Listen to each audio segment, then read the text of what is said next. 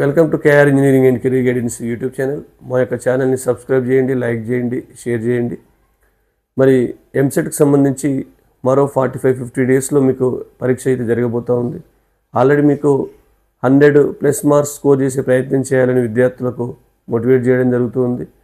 మరి JEE mains miss అయింది, కానీ మరి ఎంసెట్ ఎట్టి పరిస్థితుల్లో మిస్ చేయడానికి ప్రయత్నం చేయకండి. తప్పకుండా కష్టపడండి. ఎంసెట్ అనేది మనకు అంది వచ్చిన వరం లాంటి పరీక్ష. మీకు ఫ్రీగా చదువుకునే అవకాశం వస్తుంది. అందరికీ 5 నుంచి 10,000 లోపు ర్యాంక్ టార్గెట్గా పెట్టుకొని చదవాలని ఆస్పిరెంట్స్ని కోరుతూ ఉన్నాను. మరి లాస్ట్ 2023, 24 అండ్ 25 ఎంసెట్ కౌన్సిలింగ్ కొంత డిఫరెన్స్ ఉండింది.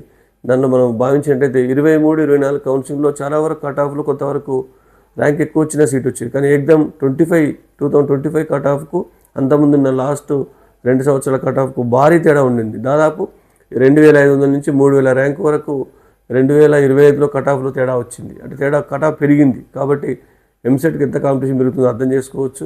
మీరు కూడా కష్టపడి చదివి 5 నుంచి 10,000 లోపు ర్యాంక్ కట్ ఆఫ్ పెరుగుతుంది. కాబట్టి కాంపిటీషన్ పెరుగుతుంది.